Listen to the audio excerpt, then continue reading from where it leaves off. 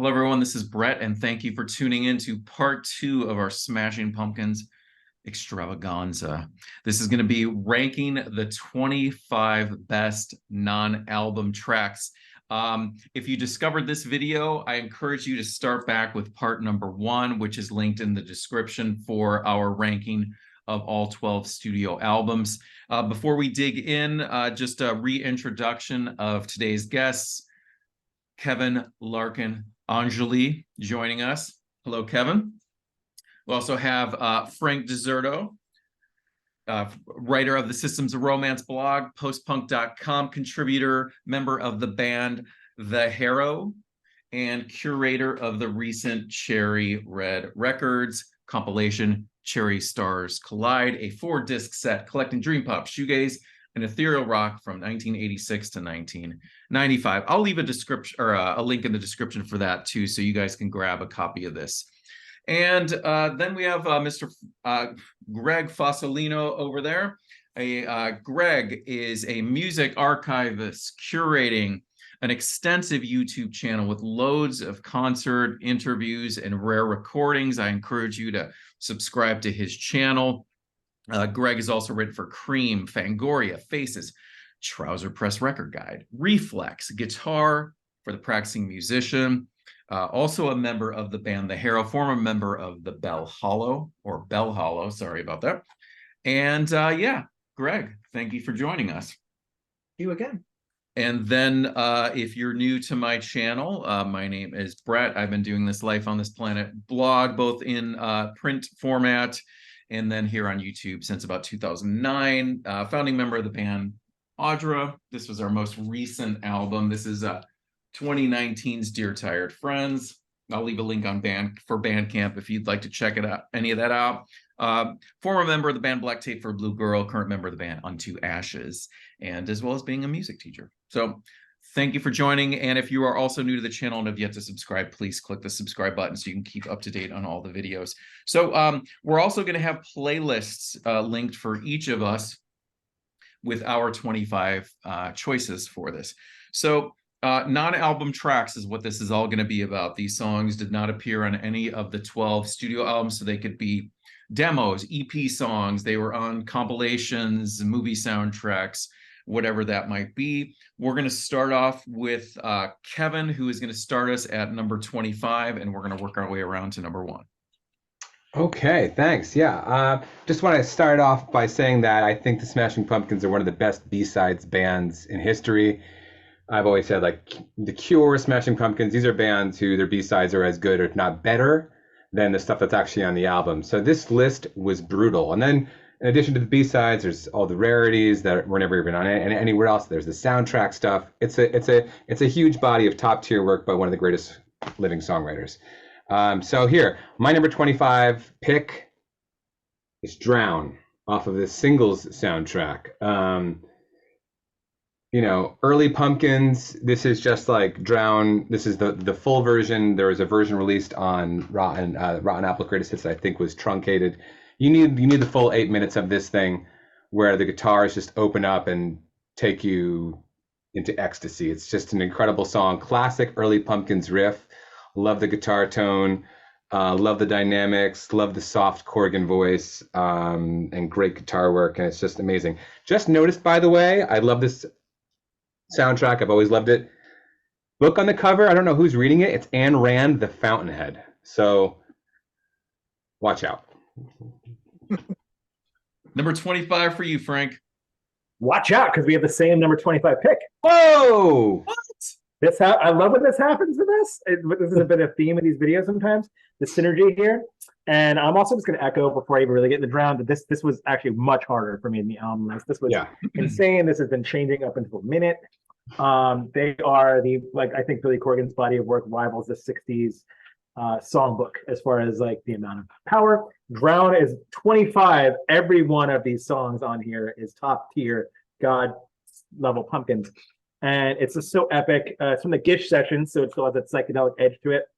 Could have been a single, if not for, I guess, some meddling from the record label, or depending on whose story you believe. It's on Epic, so I understand why they picked Screaming Trees or an Epic band. But Yeah, 8 minutes, like you said, Kevin, the 8 minute version is the way to go. Those feedback squalls, the EBO, the way it just kind of spazzes out towards the end. I love it. Drown. Greg, over to you for number 25. All right. Number 25, La Dolly Vita, the B-side of their very first single, Tristessa, from 1990. First Pumpkins record I ever got, as I was telling these fine fellows earlier before we recorded this.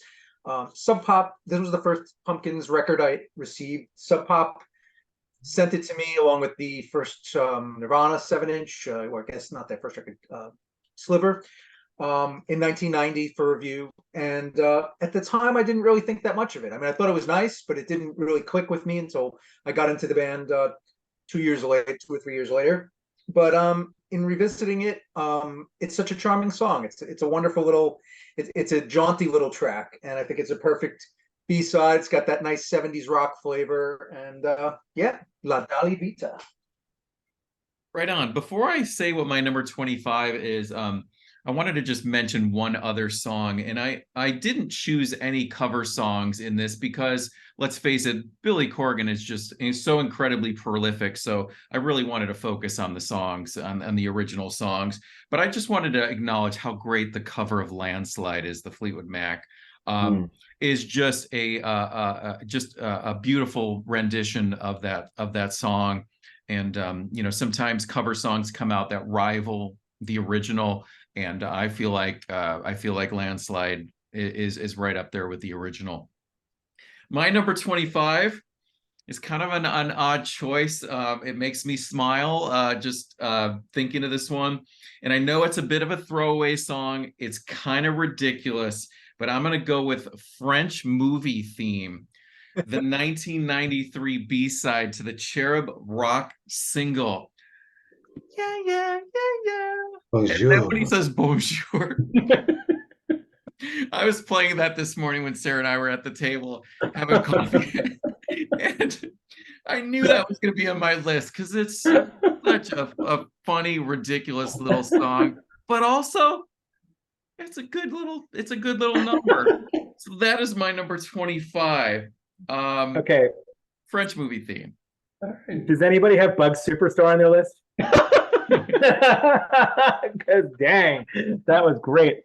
Brett, I want to also echo the no covers thing. I have no covers on mine, but not just Landslide. We have Never Let Me Down. We have Dancing in the Moonlight, the Thin Lizzy cover. Yep. We have so many great covers by this band. Soul Power.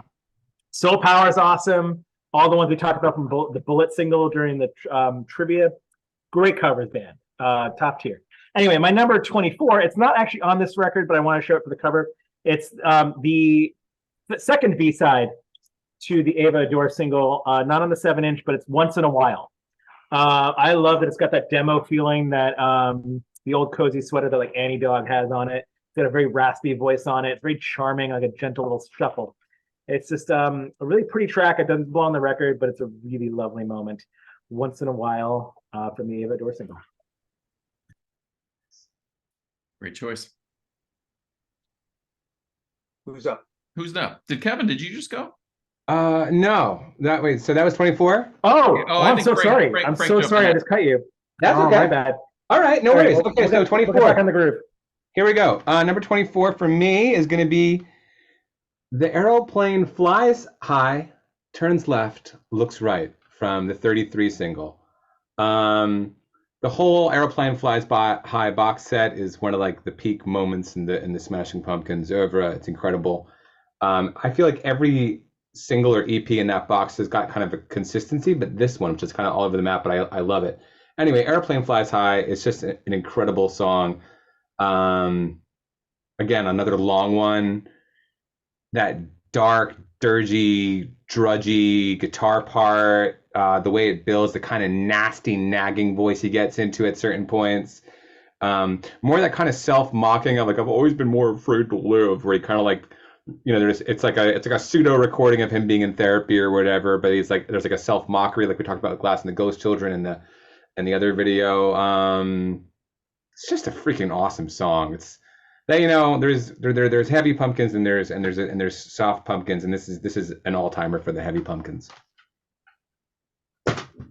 Greg, over to you for number 24. Right. My number 24 is a track from the Adore Deluxe reissue. It's a song called Valentine. Hmm. And it's a really spare, moving song. It's an Adore outtake. And going back to what you said about Landslide, which I agree is a brilliant cover, this song somehow has a little, for me, a bit of a wistful Stevie Nicks kind of feel to it. I just really like it. Kind of surprised it got kind of buried, but as you guys both said, he has such an amazing body of work that there's so many songs that could have been on any of the albums that weren't, and that's to me one of them. I'm gonna go way obscure with my number 24 pick. This is called The Vigil. It is from their 1988 cassette, the demo cassette, Nothing Ever Changes.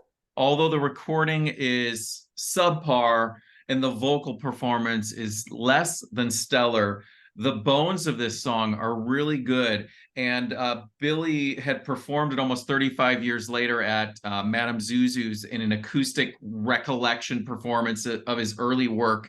And when you hear it in present day, it just shows you how good of a song it was. And to hear a stripped down version of that with just guitar and vocals.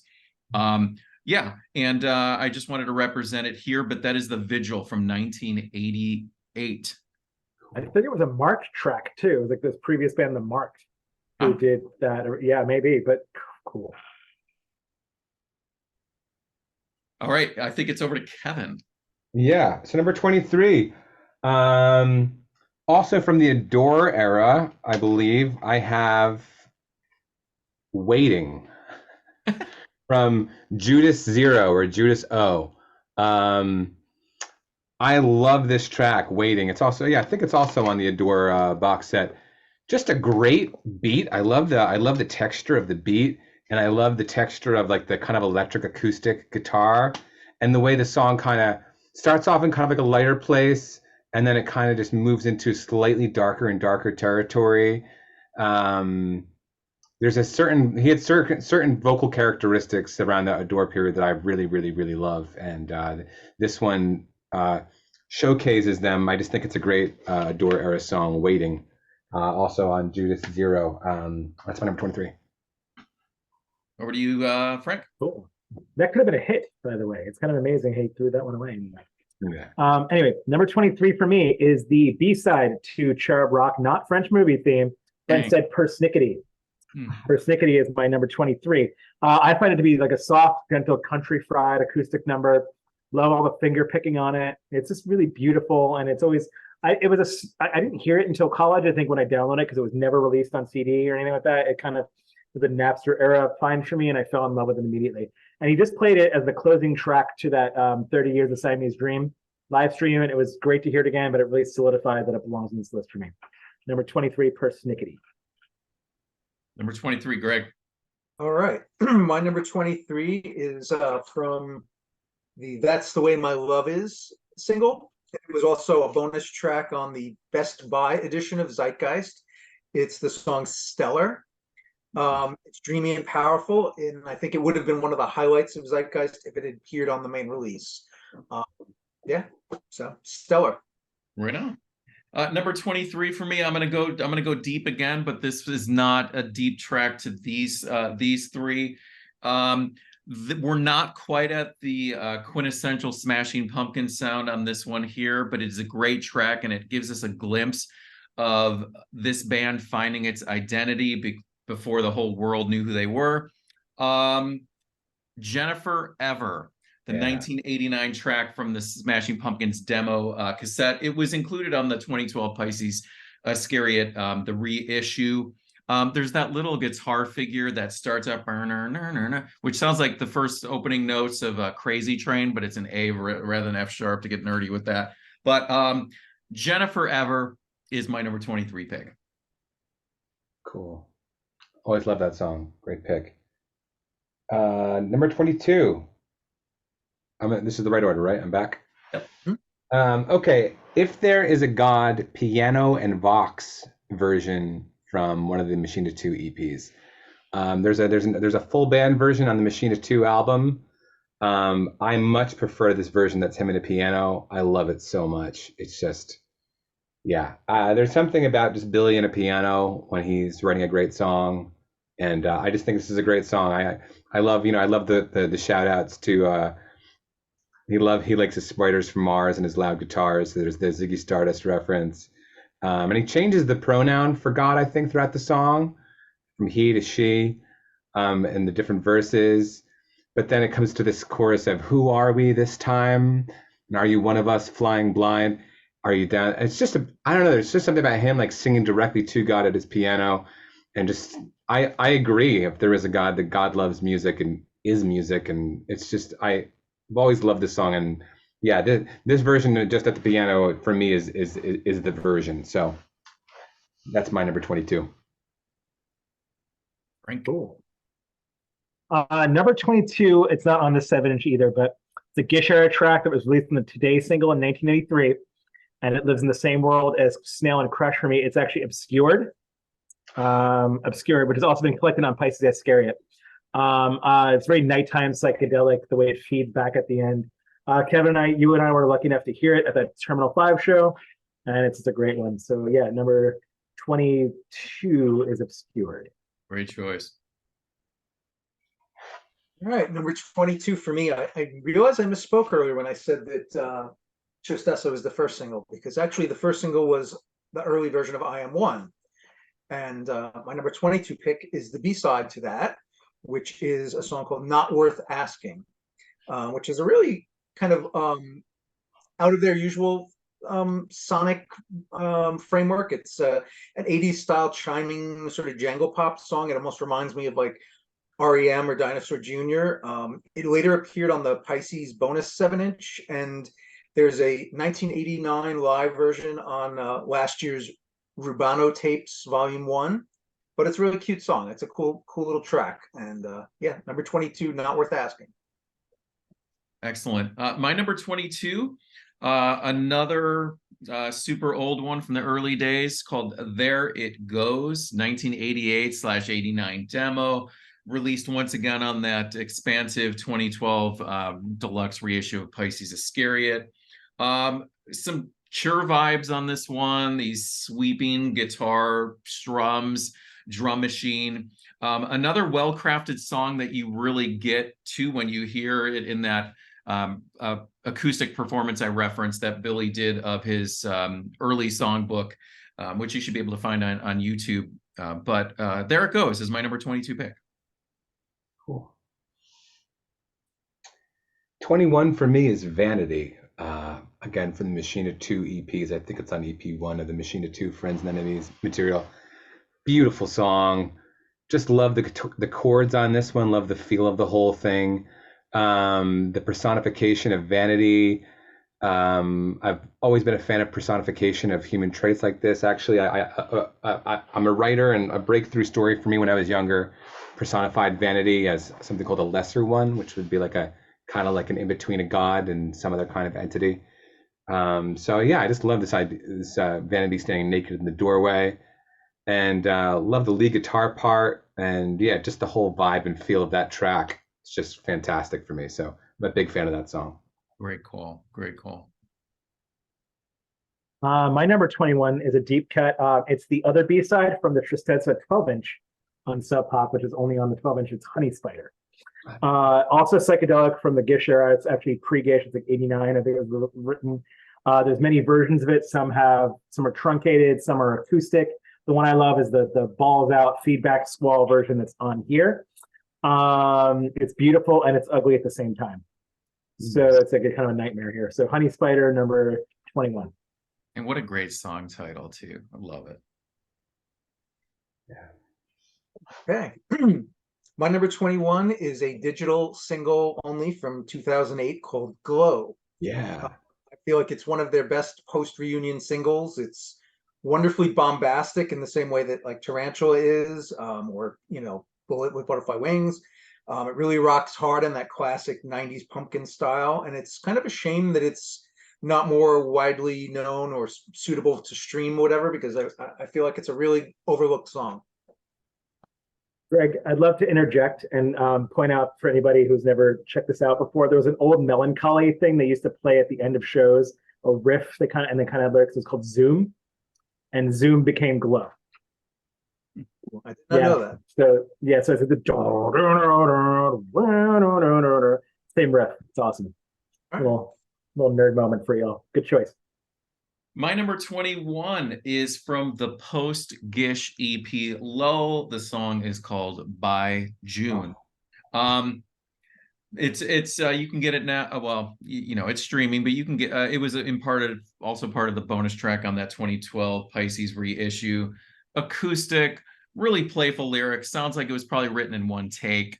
But I love that song. By June is my number 21. Yeah, I love By June as well.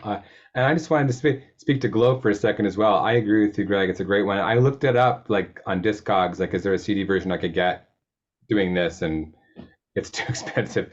And I've done a lot of burn CDs, which I'll like, here's my Future Embrace. And, you know, I've got Glow and Super Christ on this. I try to like collect a bunch of, you know, 2000s kind of songs that got away, and so I can listen to them in the car and stuff. Yeah, awesome pick. Both of you guys.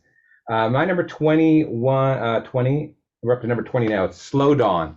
So that's opening track of that EP. Vanity is number 2. And yeah, I mean, I just think that's a great way to open. I wish that was how the album opened. I mean, when they kick into overdrive with the solos towards the end, it's just like, just brings it to another level. But it just, the kind of casual like way that the guitars are strummed, and there's like a kind of like whirring electronic thing that's kind of going on very low and audible in the background almost. Yeah, there's just, you know, there's a lot of times where the Pumpkins are like trying really hard, you know, and like they're just putting everything they've got into this, and it's, you know, and it's like the production's, you know, we've done 100 takes of this, or this album, you know, it's 3 discs long, and there's just something about like this Machina 2 stuff that I just love, like the like, yeah, you know, here's just some effortless greatness just tossed off at you, moving right along, you know. So I don't know, I think Slow Dawn is such a cool like humble opener, and I love the way it builds. Just love the whole feel of that song. Excellent. Cool. 20 for me is I could have easily put this entire EP on here. I think it's one of the best reunion things I've ever done. It's Pots from the American Gothic EP. It's the one that made my top 25, but I love this EP all around. I didn't like, if you watch the last video, Zeitgeist was I love it now, but it was a hard sell. American Gothic was an instant love. Like this is the Pumpkins were back, in my opinion, after this came out, and then shortly after was the Oceana area. We talked about that, but the low rumble on this one, the open strumming, the harmonies on it all work so well for me. It's just giving back the dream, as he likes to say in the song. Pox, number 20. Yeah. All right, number 20 for me is from one of the first of the Machina 2 EPs, and it's the song Saturnine, which is regal, ominous, acidic. It's just a wonderful track. It's hard for me because, as we talked about in the other video, I'm not totally sold on that album as in its form that it was released. So for me, it's kind of hard to understand why such a cool song was kind of buried on the bonus EPs of a download era album, which to me, Saturnine is like top tier Pumpkins. But yeah. Number 20 for me, Greg, this was already on your list. It is Not Worth Asking. 1990, the B-side to I Am One, the rare debut 7-inch single. Those jagged guitar chords that you hear in the verses, and there's this guitar theme which sounds like it's on a Les Paul. Bass is doing this little octave pattern. Then we get that explosive chorus, and you really get a glimpse of what was to come on the Gish album. So number 20, Not Worth Asking. Okay, number 19. We're finally going to crack into Pisces Iscariot for me. You know, we did our 12 albums ranking video. Pisces Iscariot is not officially a studio album. Pisces Iscariot is one of the top Pumpkins releases of all time for me. I listened to it countless times when it came out, and it's stayed really close to my heart my whole life. So this video, it's going to eat up a lot of these slots for me. Whir is just a beautiful, like fun, light song. I love how it's kind of this kind of romantic, light, skipping along, acoustic song. You know, they were known more for their angstiness and their darker side, I feel like.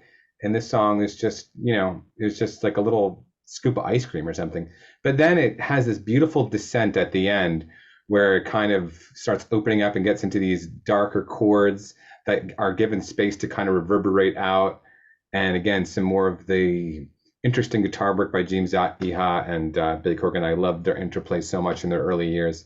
So yeah, track 4 of Pisces Iscariot is coming in for number 19 at me. Also cracking into Pisces Iscariot, number 19 for me. It's Frail and Bedazzled, which is a Siamese Dream outtake, never a B-side, just kind of only official releases on here. It's this driving, fuzzed out bliss. And the liner notes, which I used to read, I think I hand wrote them out. You know, those little rambling typing things he did late at night that are in the booklet. He mentioned that it was indebted to this band Skunk, and he missed Skunk. And I looked it up. I was like, who the hell was Skunk? And then Matt Sweeney was in Skunk, who would eventually join Zwan. Oh. So a little fun fact to it. So Frail and Bedazzled, though, song rips. We also heard it at Terminal 5. It was cool. What a ripper. Number 19.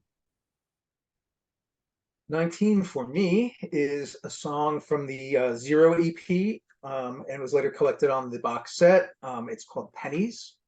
And to me, it's one of their sweetest songs. It has this really sunny, Cure-like vibe, and I just always gravitate towards it. I love Pennies.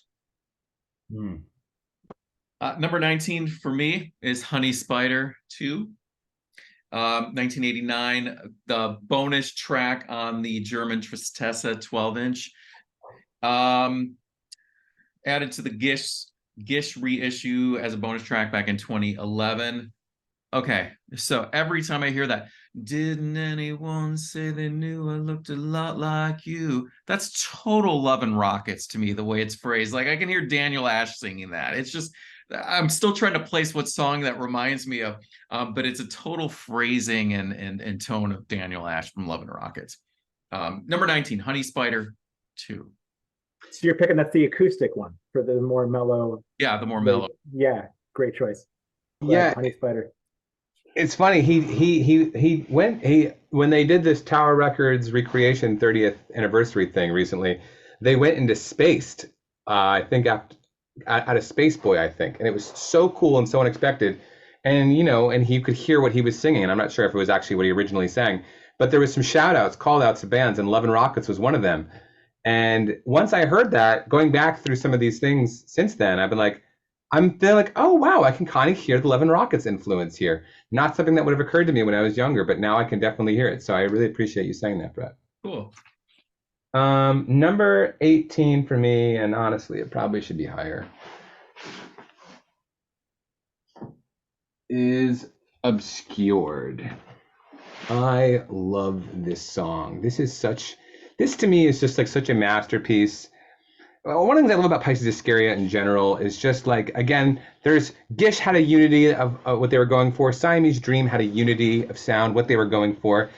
But, and then they would go on to try to do such big things. But this is just like a band who are just playing all the time and filling out all their influences and stretching out in different directions. And there's, songs that are kind of recorded off the cuff, and there's songs that are obviously been worked on. There's songs that sound like they were recorded at 3 a.m. like this one. And it's just, you just get these different moods. And Obscured is just such a beautiful song, again, as an acoustic song. And again, just this incredible long coda where you get into, the guitars intertwining and reaching out into the ether. It's just, and just the bass, like and the way the percussion and the bass hit together, and just like those lines about like, now you sleep on the floor, lost your head. There's just like these lines that kind of catch a thread in your consciousness and pull you along. And it's just such a beautiful, beautiful, amazing early Pumpkin song. I love it very, very much. So that's Obscured. Great call.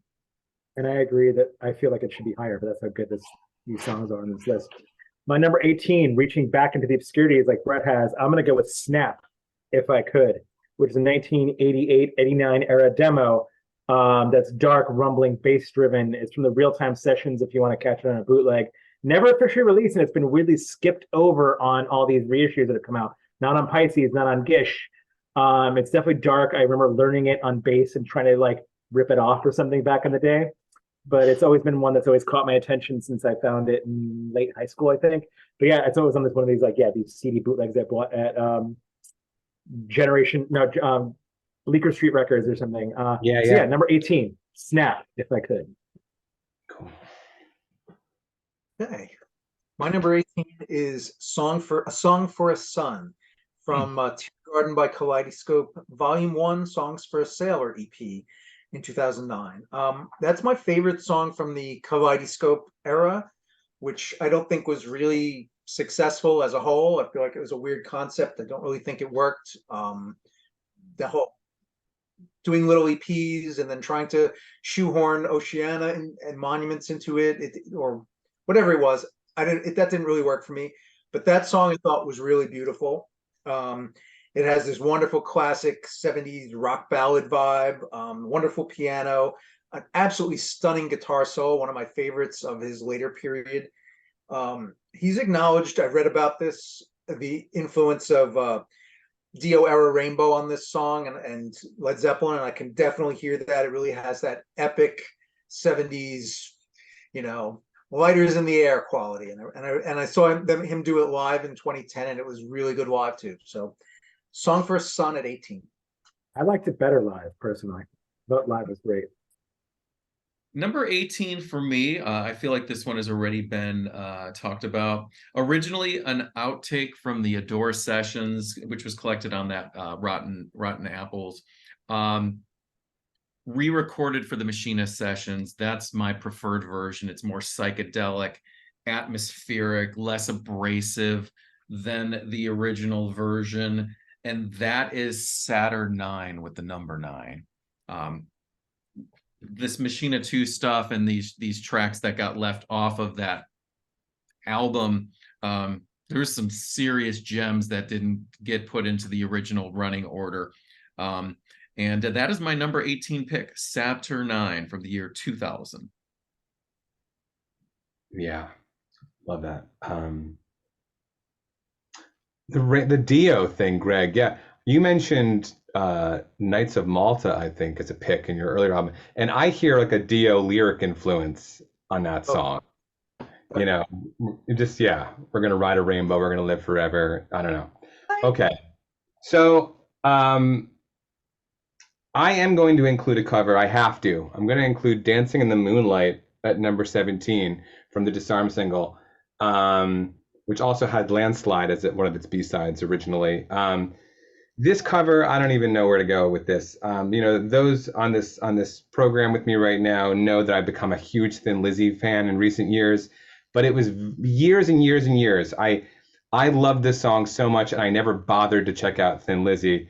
And to its credit, it's completely different from the Thin Lizzy version. They evoke completely different moods, although both nostalgic in different ways. But this acoustic version of Dancing in the Moonlight, listening to it since I was, 14 or whatever, has just always been just so affecting. It's just the way he sings, his phrasing. I always get chocolate stains on my pants.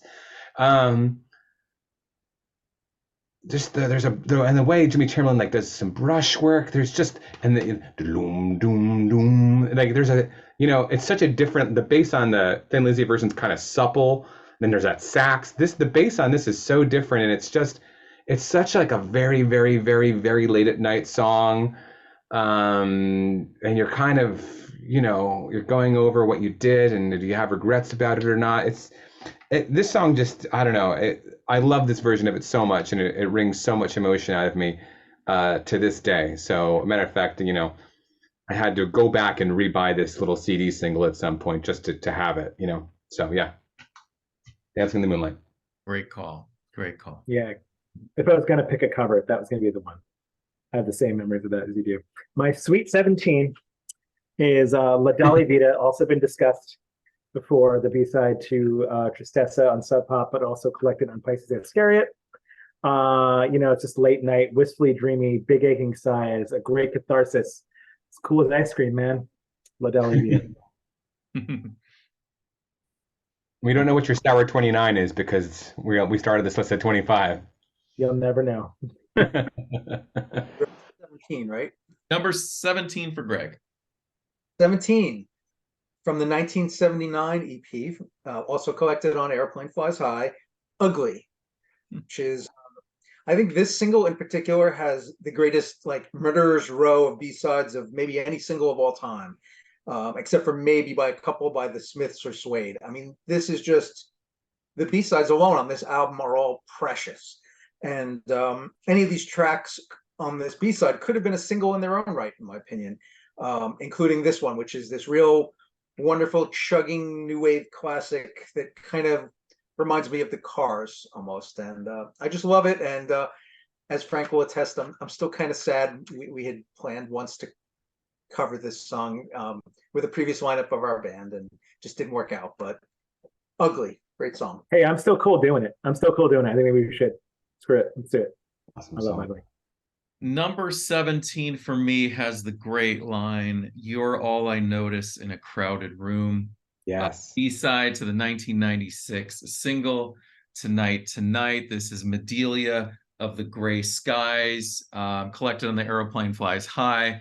Beautiful song, sounds like a 12-string guitar and this distant piano. And I think Frank was talking about in the previous video, the guys from the Frogs, right? I think are playing the music on that one, the piano and the guitar.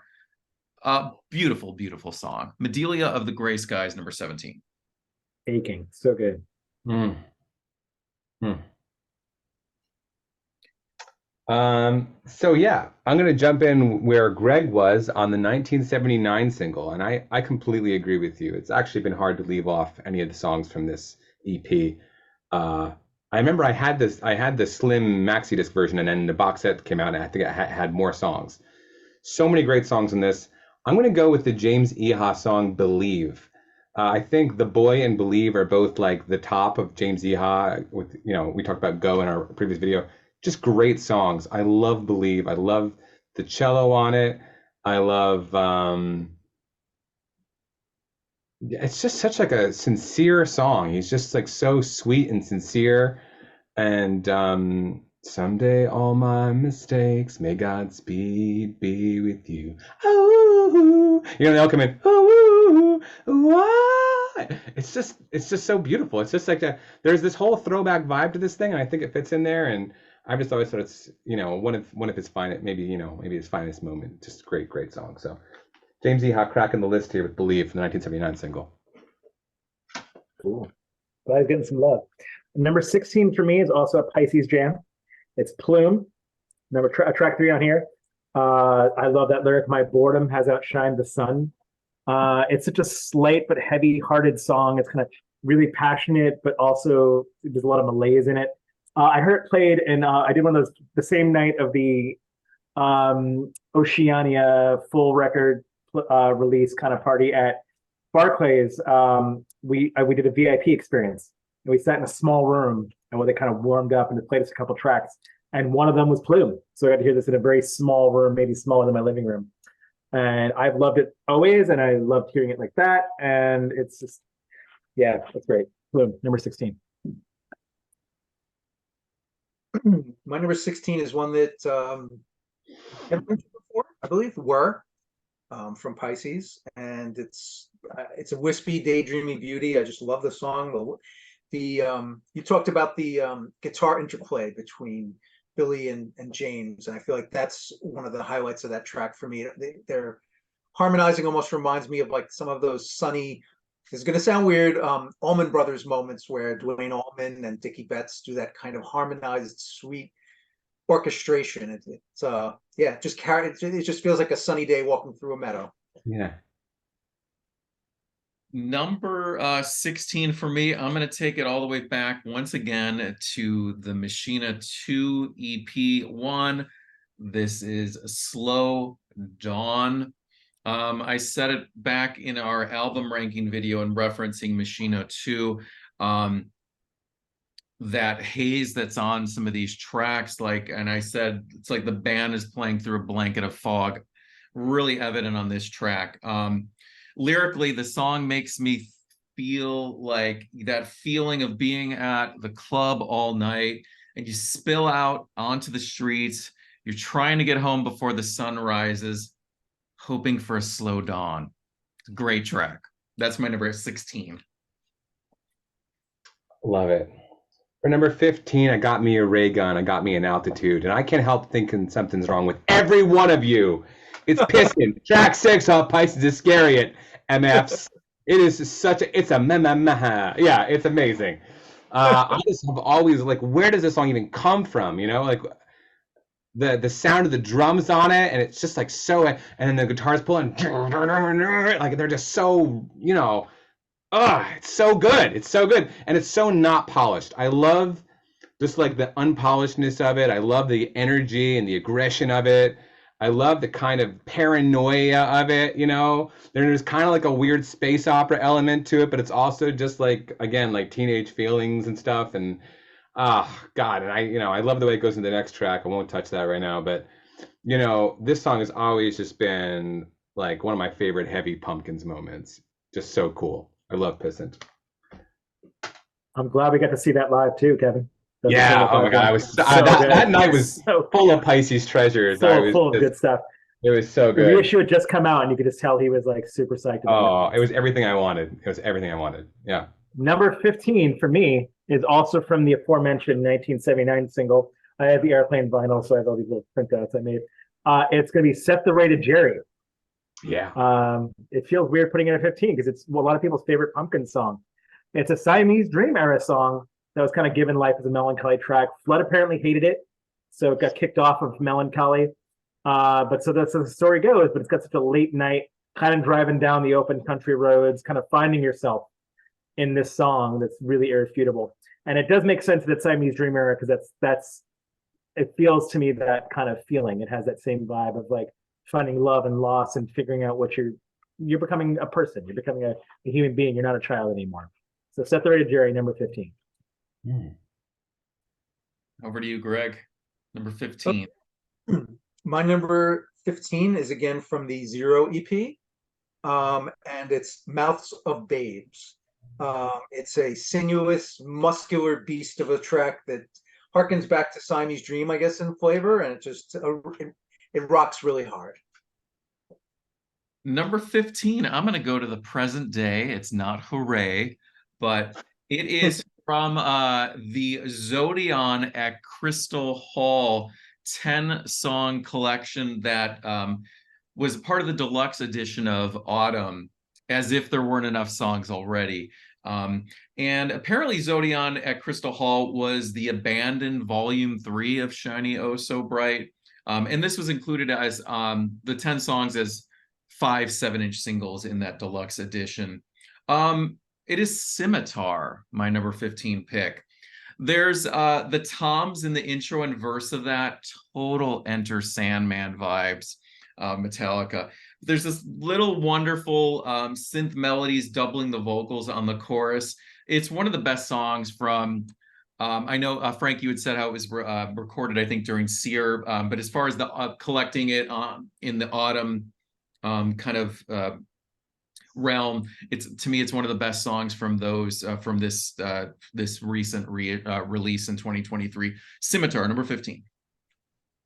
Yeah, that's really cool, Brett. Yeah, I have to spend some more time with Zodion, but I like what you said about Metallica there. You know, something that stuck out to me about Autumn was Harmageddon. You know, I think to me sounded as strong as anything off the latest Metallica album in terms of that kind of style of music. It's like, oh, this is very strong, solid kind of, you know, metal of that variety. For me, number 14, we're gonna get into the Tonight single, which I absolutely love. It's one of my favorite things in the Smashing Pumpkins canon. Or I guess it's not really the canon because it's an EP, but you know what I mean. And I love how these have a unity to them. In this one, it's acoustic. And the song I'm choosing at this point is Jupiter's Lament, which I think is one of the most beautiful songs Billy Corgan's ever written. Anyone, you know, learning how to play guitar can pick up a guitar and learn how to play this song and sing it for themselves. And again, you know, Greg and I both talked about Galapagos when we were talking about Melancholy in our previous video. And similar lyrics, I think, here a little bit. Why have you left me amongst the tall trees? You know, I gave you all I had. This kind of just, you know, tore my heart in ribbons. There's just this, just this kind of love and loss of love and afraid to lose love again. and I'm gone. And then just the way the chord changes when he sings, and I'm gone. It's such a great song. Only 2.5 minutes. Beautiful. Two Bridges Lament. Cool choice. My number 14, Brett's already picked this one, from 1988. Era, originally released on Mashed Potatoes, which is this expansive bootleg he gave out to friends. Also Clifton Pisces reissue. It's There It Goes. Brett, you said it great. It's got that Cure-esque vibe. That's another, when they did that small room thing where I heard Plume, they also did There It Goes. And so it's really great to hear people, and I feel people hadn't heard that song before. Like, what is this? This is like one of their best songs. And it's just great to see it get so much more love over these last few years. So yeah, number 14, There It Goes, from the pre-Gish era. There it goes. Okay, guys. That's My cool. number 14 is a bit of a weird choice. All right. Oh wait, I'm skipping ahead. You go. No, I know what you're. No, you're good. I know what you're doing. That's all. I'm excited because I know what you're doing. So this is a bit of a weird choice. It's a song called Pale Scales, and it is a groovy instrumental that was used as the menu music on the Greatest Hits video collection 1991-2000 DVD, but it was regularly played live in the year 2000. To me, this Pale Scales is the dreamiest dream pop song that they ever dreamed. It has this wonderful, like, chameleon-y guitar part, or even Cocteau Twins. Like, so it almost sounds like an instrumental Cocteau Twins outtake from Bluebell Knoll. It's really lovely, and it's a testament to Billy Corgan's prolific songwriting skills, that he could take this piece that would be a drool-worthy highlight for most bands' albums and toss it away as background music on a menu on a DVD. I have heard that it will be included on the Machina reissue with a new bass part he just recorded for it. But for now, I think the only place you can actually hear it is by going to the menu on this DVD, and it's a brilliant song. So Pale Scales. I'm glad it made it. We talked about this, and I know I gave you a version that's like pretty great soundboard or something. But yes, that's such a good track. It almost made mine. Number 14 for me, without if anyone's watching and didn't watch the album ranking video, I'm not going to fully spoil it, but Zeitgeist didn't rank very highly for me. And part of that reason being is just the EP that came out after it, when you knew what songs got, didn't get, either they were recorded after or they just didn't get included. There was a few songs on that one that I think to me would have really elevated Zeitgeist to another level. And that is the song Again, The Crux. Just a non-album track that should have been on the album, and that is my number 14 pick. Back over to Kevin, number 13. I choose you, Zero EP. All right. We are going to get into Zero with Marquis and Spades. Again, Unity. This is such a raw, caustic, electric EP. And Marquis and Spades might be the most caustic of the songs on it. Some great lines in this one. Gave the Angel Dust, Innocence in the Back of the Car, that whole part. It's just, I don't know, the riff is awesome. The feel of the thing, it just, the Angels Barbed Wire, FU Desire. It's just such a great rocker with capturing that more raw sound of them from that time period. And I'm always like, in terms of their heavier songs, it's one I still definitely get into whenever I listen to it. Oh, it's me. Sorry, I was just thinking about that song. Just talking about Shaft.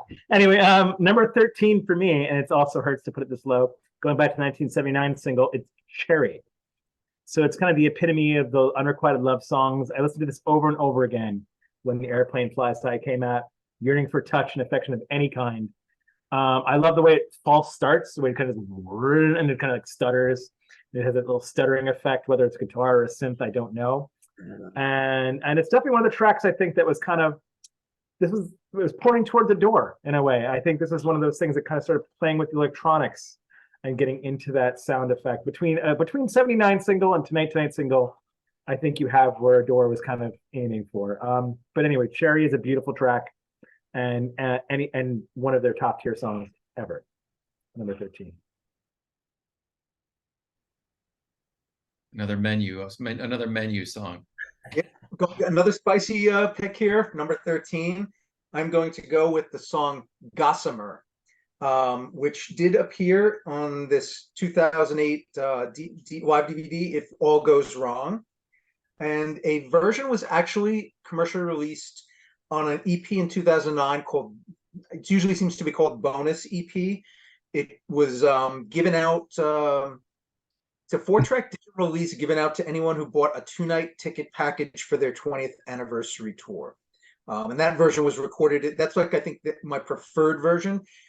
The song was like a live staple during that time period. It usually stretched out from, it was like an epic psychedelic prog song, would go on for 10 to 20 minutes long, functioned kind of like Silver Bleep in their Zeitgeist Tear Garden era live shows.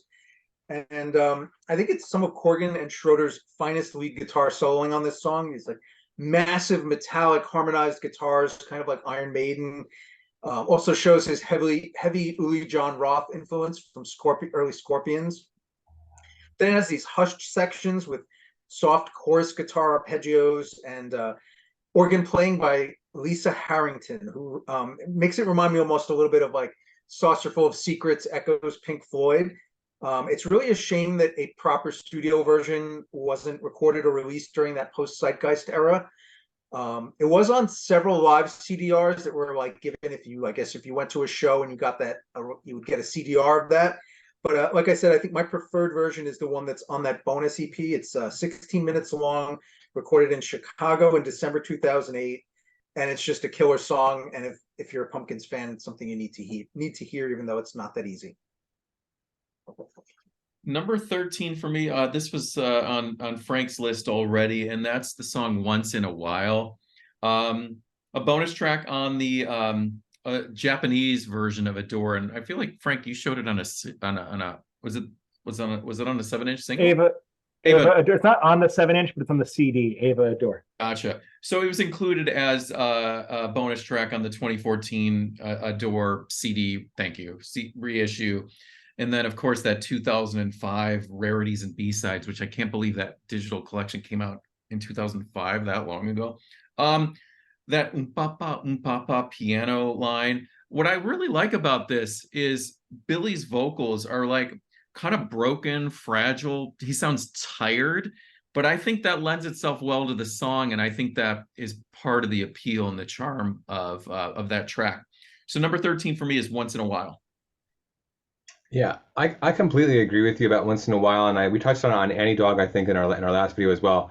There's a few songs there from that period where he sounds like he was having a cold or coming back from having a cold, and that's just part of what I love about those songs. It's just like, and like those are some of the days of our lives. They were coming back from a cold. He's at the piano. He's working. He's just making these songs about these, just having a cup of tea or being with you're taking your dog for a walk, and I love that about those songs.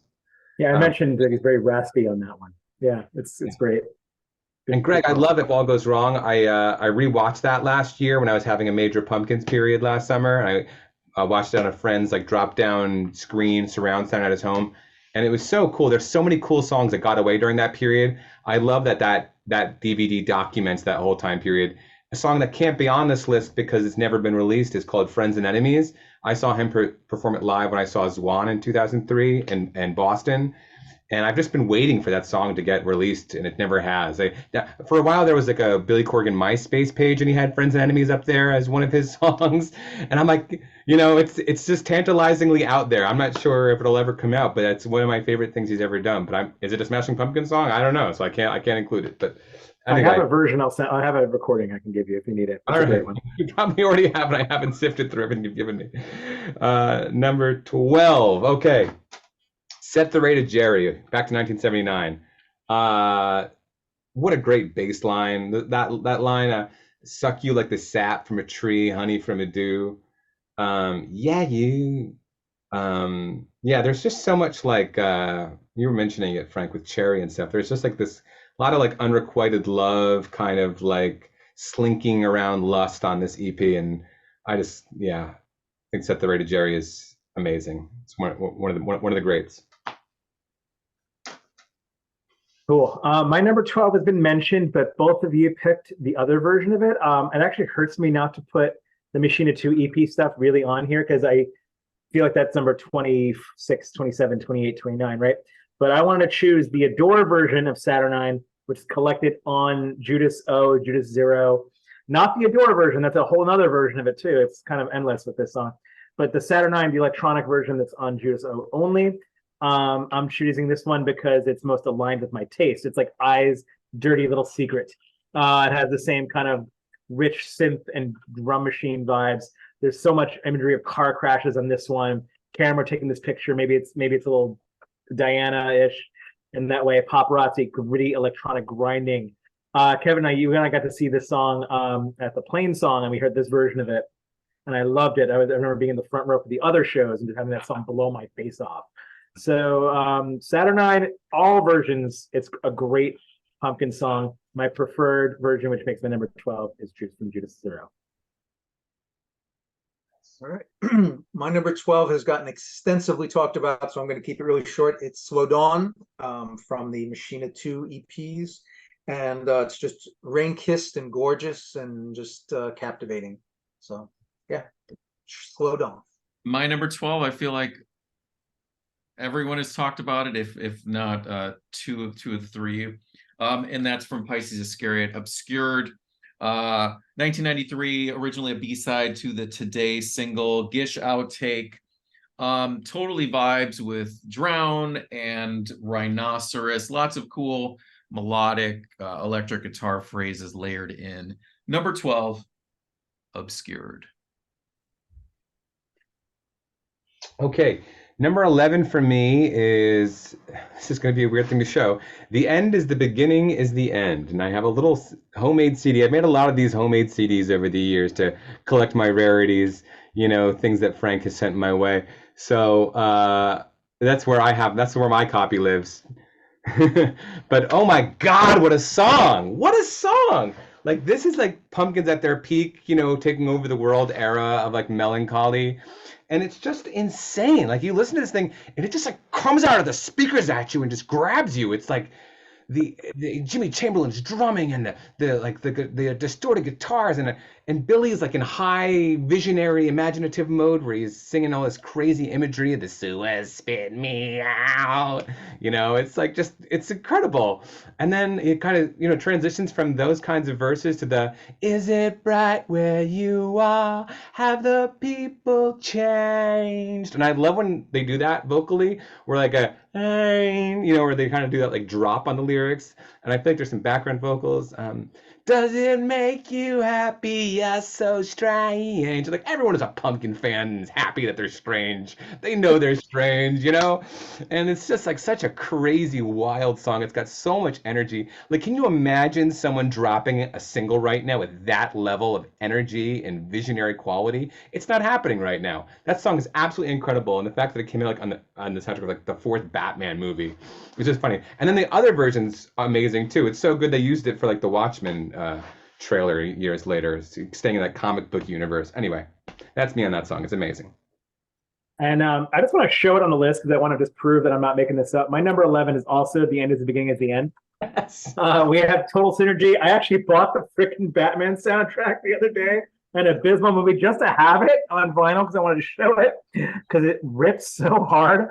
So it's that version of it. I kind of teeter back and forth between that and Beginning is the End is the Beginning because they're both two sides of the same coin. Right now, but I'm feeling this loud version because, like you just said, it comes out of your speakers and grabs you. I remember reading on SP Codex where he was like, I can't write a song about Batman. And he did. And he was like, you know what? Screw it. Yes, of course I can. And it was freeing for him to do that. And he was able to kind of picture him in that like gritty 1940s Batman. And I thought maybe, like I mentioned in the Adore thing, that maybe people were expecting Adore to sound like this, and it didn't. But sure enough, though, it has those electronic flourishes. The drumming is actually Matt Walker on this. Jimmy was already, good call. He was gone. Thank you for correcting me on that. He was gone. Yeah, Jimmy was already out. So it's Matt Walker from Filter, who I think Darcy was also playing with Filter at the time, or singing with them. There's a whole incestuous thing there. But anyway, this song actually got a Grammy. This song won them a dang Grammy. It was that good. So yeah, and the thing is, yeah, nice synergy on that one. All right. My number 11 was mentioned earlier, which is Snap from the Mashed Potatoes compilation, and later was on the Rubano Tapes Volume 2. Early obscure song, like you guys said. I don't really understand why it didn't appear on any of the reissues, because it's probably one of my top 2 or 3 of their early pre-Gish tracks. I think it's one of their most Cure-like songs. I love the sort of semi-tribal drums and the chiming arpeggio guitars. I just always thought it was like a really classic Pumpkins track that somehow got, left behind. So, Snap. Right on. Number 11 for me, I think Frank talked about this one already. And coincidentally, I wrote a line down from this one, and it made me think of what Kevin said, even though it's unrelated to the Adore album, what Kevin said in the last video about when he listens to the Adore album, he's home. And so this line from this song, so when the wind calls you to roam, you can call this house your home. Persnickety, 1993, the Cherub Rock 7-inch B-side. Once again, one of the great things about Billy Corgan and the Smashing Pumpkins are the abundance of acoustic songs and performances in acoustic performances out there. Just shows how great the songs are at the core. I know we've talked about this before. I'm a real big believer in the simplicity and beauty of stripping songs down to acoustic guitar and letting them kind of shine on their own without all the added production and layers. And once again, another highlight of that. Number 11, Persnickety. Right on. Yeah, and I think that comes through in some of your own work. Another Fallen Petal. You showed Dear Tired Friends at the beginning of this video. It's one of my favorite songs off that record of yours. Yeah, it's cool. At the Tower Records thing they did recently, they ended the night with Persnickety, and Jimmy Chamberlain took his place alongside James and Billy playing the acoustic guitar. It was really a beautiful moment. Okay, number 10, staying in that kind of in between Melancholy and Adore era and doing soundtrack work. I have the soundtrack on vinyl, but I don't have it with me at the moment, so I'm going to be using my Still Becoming Apart EP, which has it. At track 5 is I, in the Lost Highway soundtrack. What an incredible piece of work this is. Yeah, so good. I love the Lost Highway soundtrack so much. And just this was such a cool thing to hear coming out of the radio, I remember at that time. Just a whole new direction for them to have that, the beatbox. And again, there was that gothic side to them.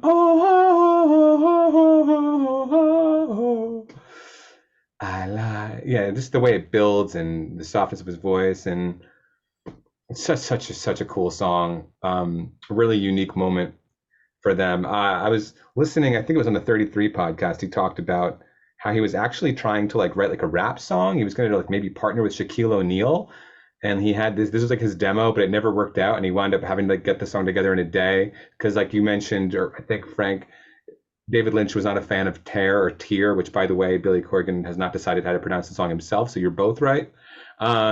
And so the world got I instead, which was done in a day, and it's just, I think he realizes is one of his great songs. He plays live regularly. We've seen it a couple times, I think. Indeed, we have. Great choice. Number 10 for me is originally on the Adore Demos bootleg, but it's actually really an early Machina era demo that's collected on Judas O, Judas Zero. It's Soot and Stars. Yeah. Number 10. It's a really haunting, affected, treated piano. I adore the rambling, poetic imagery in it. It's kind of, I wrote down here, it's like the sound of rain falling in an empty room. I heard him do a solo performance playing at Murmur Theater for OG Lala, where he actually closed with this, and hearing him play it and hearing it just as a stripped down regular piano without all the electronic affectations on it. It's still just a powerful song. And it really does seem like it's a stream of consciousness. Like he's just spitting out all this depression and just it's stunning. Soot and Stars. If you haven't heard this one, really seek that out and buckle up. It's 6 minutes of sad brutality in that way. Choice. Okay. My number 10 is Starla from the I Am One 12-inch single. and it was also collected on Pisces Iscariot. Epic, mesmerizing, fantastic droning guitar parts. It's amazing to me to think that this was recorded impromptu in an all-night session. They came in with nothing but the intro riff. It's just a fantastic accomplishment. I love the what I guess would be tablas or something by Jimmy on the quiet section, or bongos or something like that. Just really adds something to the song. Almost reminds me of the Beatles, this song. Remarkable guitar solo, remarkable. I feel like this Starla really showcases that what Billy was doing was like miles ahead of most other guitarists at that period, except for maybe Bernard Butler. He was just, his solos are just otherworldly good, and that's like a perfect example. So number 10, Starla. Number 10 for me, I pulled out a little line from it. Quote, "Sing the strains of a sad old tune. We've made it at last, but what we had is lost inside our past." 1996, B-side to 33, my favorite song from Melancholy and Infinite Sadness. That is the last song. Also collected on the Aeroplane Flies High. My research showed that it's only, I love looking up though, kind of the trajectory of these songs and how they were performed live, and how, you know, we had a trivia question about in regards to the most played songs. And then there's the songs that didn't get played at all or played live in very small numbers. And the last song was only played live once, and it was at their farewell show back December 2nd, 2000 in Chicago at the Cabaret Metro, when they called it quits. I got to play at the Metro back in, I think it was 2004. So to soak up the vibes of that place, and the legendary bands and artists that have stepped foot on that stage was, was pretty exhilarating for me. So number 10 for me is the last song. Love that song. Number 9 for me, we're going back to the Machina 2, the Friends and Enemies of Modern Music EPs, and it's that version of Saturnine, which I think now we've all talked about. Just an incredible song. I feel like the distortion in that version just like envelops my whole body. Like that's what we are inside. I am like entering like an event horizon, giant dark orb of distortion power greatness. I just love that song. I love the way it builds. I love how he starts off singing kind of quietly, and then you can just hear the amps buzzing, and then it just like opens up. It's just such a powerful, awesome song. I love his vocal performance on that Machina 2 version. And just the punching drums, just so good. So good. Saturnine. You call. Cool. My number 9 takes us to the Zero EP. I have it on the Airplane vinyl, but I got rid of my CD a long time ago. It is The Aeroplane Flies High, Turns Left and Looks Right. It is devastating. I didn't think this song was going to hit me as hard as it did back in high school, but just the moment the creaking door, guitar string scrapes kind of come in and just kind of gives way to that spoken word thing, Kevin, you mentioned about him kind of sort of being in therapy or not. It judges ability. It's an ability to judge distance. The airplane flies high, turns left, looks right. And then it hits so hard, and it really gets that soft, loud dynamic so good. My favorite part, there's like pockets of beauty the way he sings it, like, "Love is a sentiment." It's so pretty. And then it really kind of opens with the black wings that carry him so high, and it just really goes on and just shove you down into the earth. I love the way the song kind of detunes at the end. It's kind of this detuned acoustic version that kind of riff on it. It just then it just seems so hopeless the way he just sings. In my heart, I know you're gone, and it's just like that's like really the end of it. And it's I didn't think it was going to hit me as hard as it did back then, but it really does still. They did it live recently with James E. Hayes back. Maybe it was his request. It's so good. Number 9 with a bullet. Airplane Flies High. Awesome. All right. My number 9, I'm going to have a little fun story here because this is, I guess, my sole real life connection with the Smashing Pumpkins. Back in 1992, I was the managing editor of Reflex magazine. It was an alternative music and culture magazine. And our shtick was that every issue had a flexi disc of unreleased material by various bands. And our publisher, my friend Marcia, I'm going to give her credit here. She was originally from the Midwest and was kind of an early Pumpkins adopter. And she was the person who said, we have to do a story on this band, Smashing Pumpkins. I think that may have been the second time I heard of them after getting that single up there. And so we ended up doing a story on them. And in this issue, which was issue number 23, which came out, I believe, in February or March of 1992. And my Ice Cube on the cover. And the story was actually really pretty cool.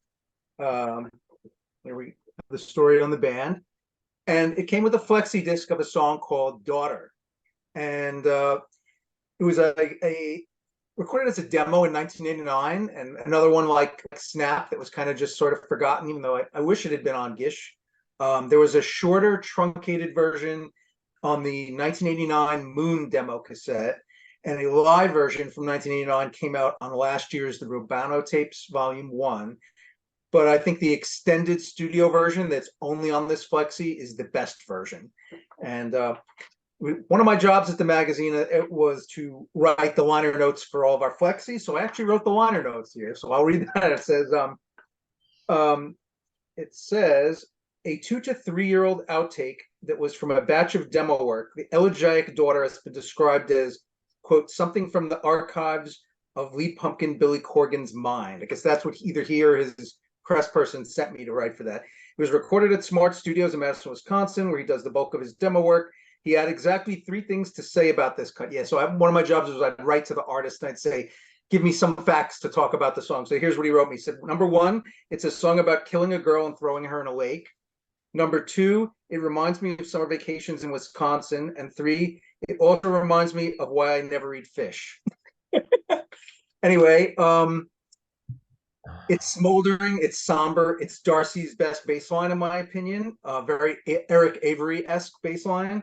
I love the impressionistic lyrics where he's like in the water, just like a snake. And I was listening to it recently with my wife, and I thought she had the best take on it. She said she described the mood as, quote, when you're done being sad, but you're still feeling the aftermath. And I thought that was a perfect way of what the mood of that song is. So yeah, there's my story about Daughter. Well done. Cool. Can I quickly just apologize that I know that Airplane Flies High is on 33.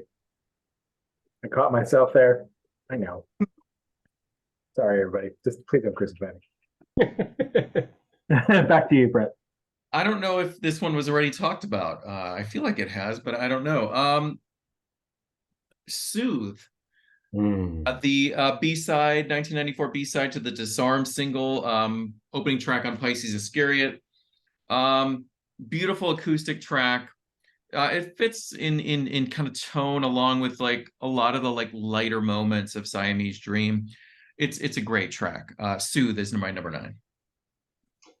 Thank you for mentioning Soothe, but I didn't include it, and it was really hard for me because it's the opening track of Pisces Iscariot, and it's such a vulnerable and beautiful place to start. It's, you can hear the guitars, the trucks hissing by, and yeah, when will it start to sway? It's just an incredible song.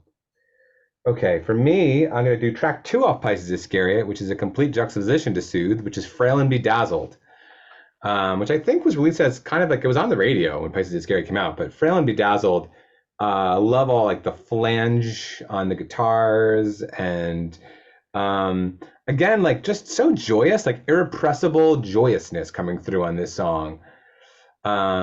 Say, now listen here, I want to be oh so clear. Yeah, it's just, I don't know, I just such a beautiful, happy, fuzzy, awesome song from early Pumpkins. I love Frail and Bedazzled. Now it's time for Zero. The reason why I thought Airplane belonged in Zero is because you get that unified feel. And I feel like Pennies might go on 33. Airplane might go on 0 if we were having this unified single world that we're all talking about. But my number 8 choice is, as I've already mentioned, Marquis and Spades, which started as a glam rock riff called Glamey Glamé or whatever it is. And of the 3 harder tracks on 0, God, Mouth of Babes, Marquis is just the one that just owns my ass. It's just like the power and brutality of it, the screams, like the way you let that out in a way he can't do it, but there's so much yearning to it. But it's pretty. It's got moments of, again, it's like Airplane, Pockets of Beauty, just the way you like the angel, like cooing it before he goes to the barbed wire, and then lets it out really loud. And when I was looking up the trivia on this song, like Brett also loves doing, the band hated this song. They're all just like, they kind of snickered at it. They got a little stupid. I'm like, whatever. It's one of my number 8 on my top 25 list, and would probably belong in a top 25, 50 of my favorite songs theirs in general. Marquis and Spades from the 0 single. I'm going to piggyback off you and also pick something from the 0 single next, but I'm going with God, which is one of my favorite of the real ragers from that period. I love Marquis and Spades too, but God, just for some reason, that one just really hits me hard.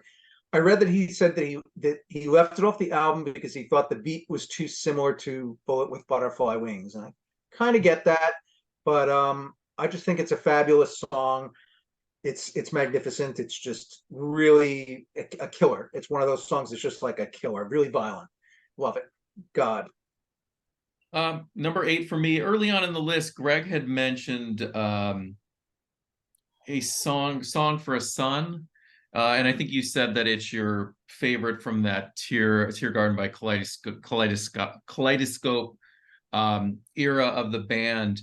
But my favorite, and obviously being reflected here at the number 8 position, is from the Solstice Bear collection, Tom Tom. It's always been my favorite of that Kaleidoscope tracks that are just not attached to any of the albums. Super catchy. It's called Tom Tom, and there's a great drum sound on that one.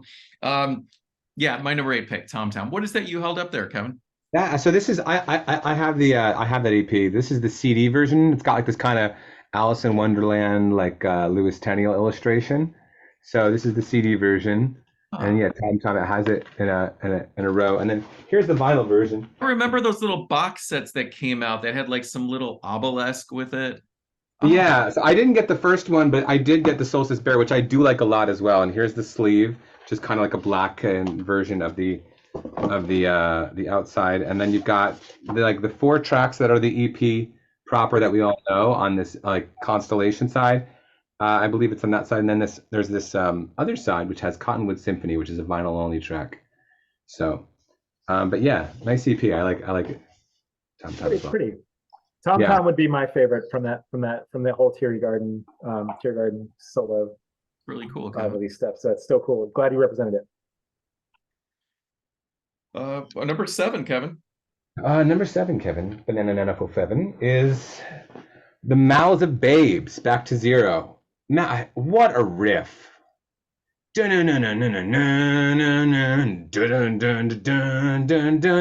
Just an incredible riff, and the guitar tone's so fuzzy. I think you mentioned, Greg, it does feel like a little bit of a throwback to Siamese. It's like the only thing I think since Siamese that like kind of has a bit of that Siamese texture somehow. And the lyrics, you can't break what it's already broken. From the mouths of babes comes nothing. Then it transitions, nothing. It's like, it just gives me chills. I don't know. Every time I listen to Mouths of Babes, and I've been listening to it for decades, obviously, I'm just like aghast. Like, this song is so good. This is just, I know, he talks about Black Sabbath a lot, and I just think like Tony Iommi has endless riffs in him. Sometimes it feels like Billy also has just like endless with the good riffs, and I just love this one in particular. That hurts me to not have that on mine. I love that song. Number 6, which has been already listed by I think Brett. 7, sorry. Is from '89. We're on 7, aren't we? I think we're on 7. Aren't we? We're on 7. Oh, never mind. Great. Thank you for catching me. I am really all over the map today. Cool. Thank you, ADHD. Number 7 for good. Cool, because it's number 7 for me, and this does more so pain me to put it at 7 because, sorry to spoil this for Kevin, I know you're talking about it. It's Blissed and Gone from the Still Becoming Apart EP, Sweet 17, Sour 29. I remember getting this EP that came bundled with Machina, and you know, bust me now, but I think I remember going to Best Buy and being like, I'm not buying Machina again. So I'm pretty sure I found an open copy and just kind of grabbed it out of it and kind of maybe shoplifted this EP when I was 19 and 4. The only proper recording of this, it's a demo. Blissed and Gone. It's a demo. It's never been finished. It's got that like bleed. It's got this like stuttering beatbox. Corgan's vocal samples running through the whole track. Layering on the strum guitars, these melodies. It's got a big yearning for hope. His band's falling apart. Or I'm pretty sure. I think I read. I don't know if this is true or not. That he wrote it about Jimmy Chamberlain. Kind of like Maybe I Need You Around. Kind of his love song to him. Kind of like Please Come Back. Kind of vibe too. But I wanted to say that even though it shares the melodies with 17, I don't want it to end the door. I think it really belongs as its standalone demo. That's the magic of it. It's got such a sweetness to it that really belongs there. And I think it would have really, after Blank Page, would have just felt very jarring with how unpolished it is after the warmth and the reef of the door soaks into you. So it's kind of like really one of their greatest rarities. I just found out recently when reading the trivia that this was Rick Nielsen from Cheap Trick plays guitar on this. Really? Wow. It's kind of mind blowing. It's maybe it's not, if it's not this version, it's something I remember being like, of all songs, like it's, I don't know, Blissed and Gone is such a special song. Hope I didn't steal much of your thunder. I'm sure you have plenty else to say about it. Is my number 7. Pumpkins Rarity. My number 7 was talked about already, so I won't say too much about it. Also from the 1979 EP, it's Cherry, which is just a lovely song. I really love the tasteful beat from Jimmy. It's almost kind of like almost like a bossa nova. It's very, very unique in their catalog. The drums on the terrific lyrics, great hooky bass line. I love the fluttering guitar and just one of their most memorable choruses from all these EP B-sides. So Cherry. Number 7 for me, I think Kevin already showed this, but I feel like it got showed too early. From the Lost Highway soundtrack, I remember seeing this movie in the theater back then. The first release after Jimmy Chamberlain was no longer in the band. To me, it really showed what was to come on Adore. Ominous, dark. And here's what's really cool is the juxtaposition of that really kind of gritty sound. And then when it lightens up and you hear the beat drop out, turn to the gates of heaven. It's like the sun shines through the gloom and and then it kicks right back into that gloom. It's a really great track. And that is my number 7 pick. Awesome track. 6 for me is Speed Kills. And it is not the version that is a B-side to Stand Inside Your Love, but it is the version that is on one of the Machina 2 Friends and Enemies of Modern Music EP. I just think this is one of their best ever songs. Frank had a, I don't want to say it. Frank had a, no, I'll let you talk about it. Okay.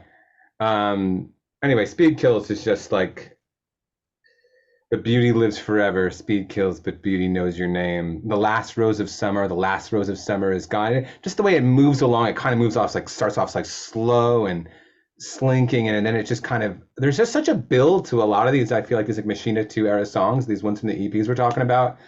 And again, just when it opens up full throttle with these guitars and just like this unfinished quality, I just love it, you know.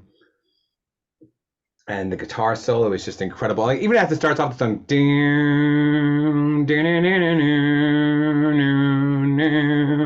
it's just, it's totally electrifying to me. It just sends like the hairs in the back of my neck up.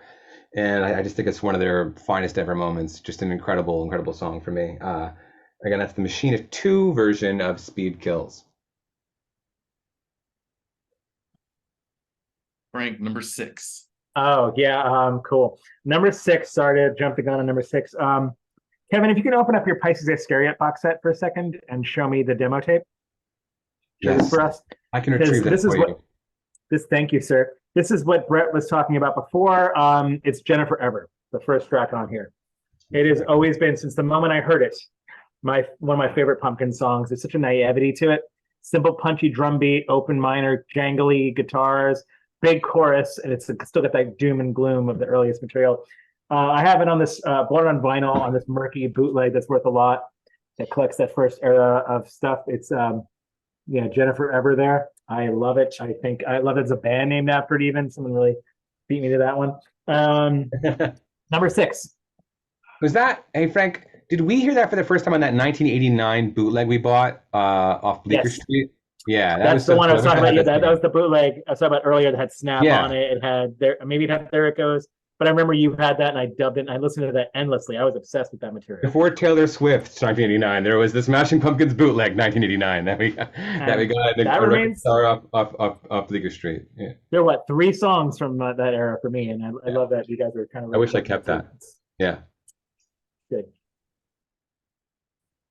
All right. Greg, number 6. Number 6. Okay, I think this might be the last one that hasn't been talked about yet on my list because everything past year has already been mentioned.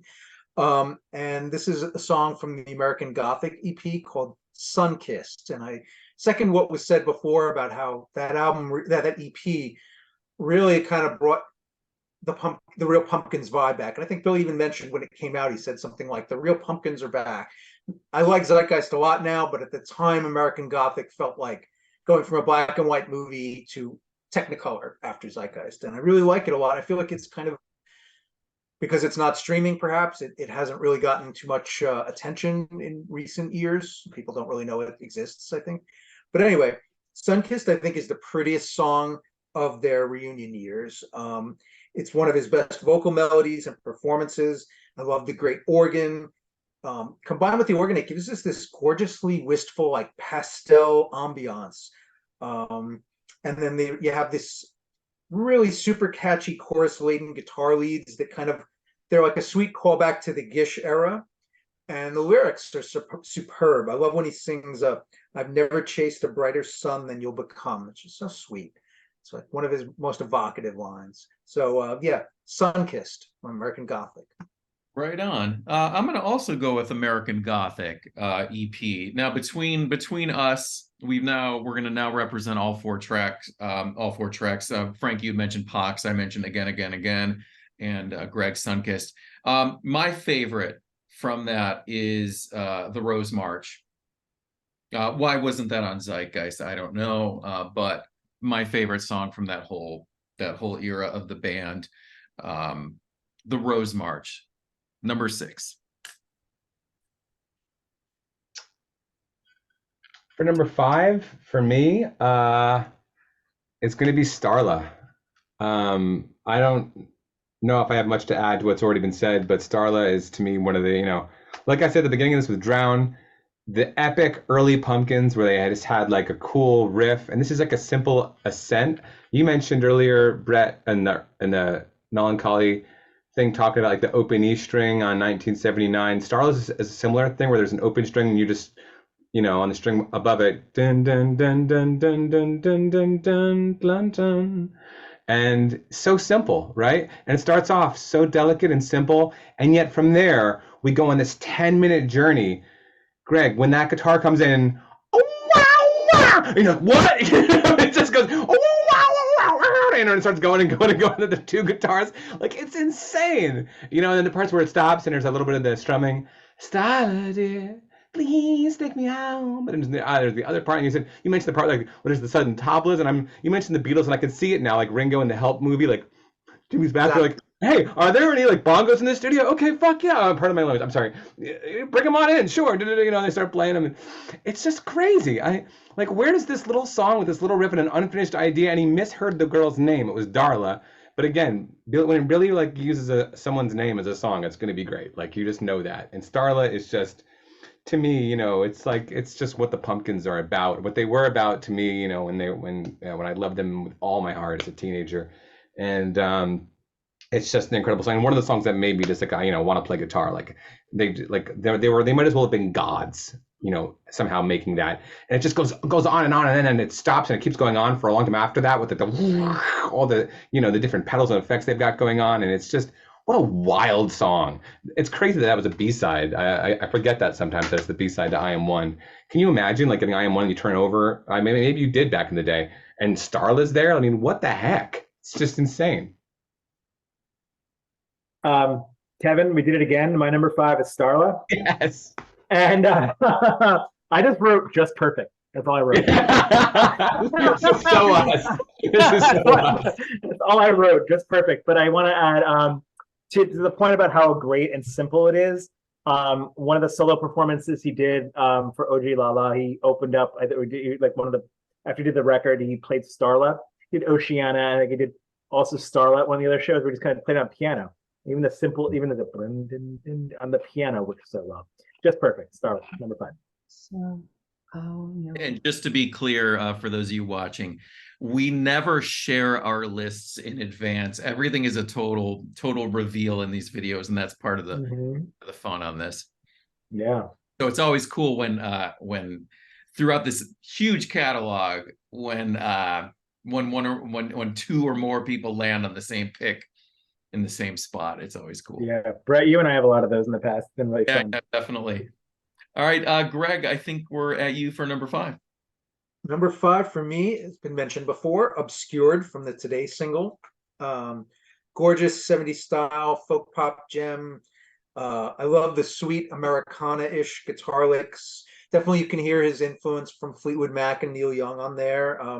For me, Obscured is the high point of Pisces, and just one of their best songs ever. So yeah. My number 5, Kevin, this is totally unrelated to Taylor Swift, but it popped in my head when you said Taylor Swift, relating something about 1989, referencing her album.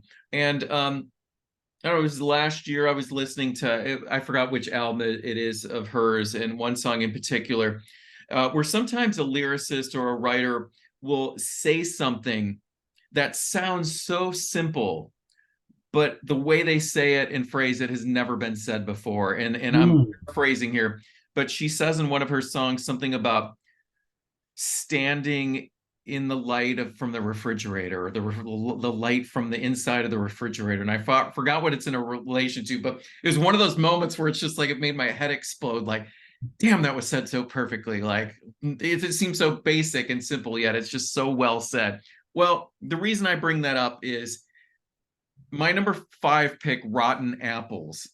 He says the other side of friends in there. And I thought, what a perfect way to describe maybe a friendship that's gone sour. Instead of saying, oh, not friends anymore, we're enemies or whatever, the other side of friends, if that's what he even means there. But man, the fact that I'm even pondering this and talking about that just shows how well crafted that simple phrase is, that it makes me just kind of dwell on, like, wow, what a perfect way to describe that. And we've all been through experiences where you have friendships that time out or whatever the case is. And it was just said so perfectly. And then love her when your love goes unrequited. And the way he sings it, his voice is once again super fragile in that.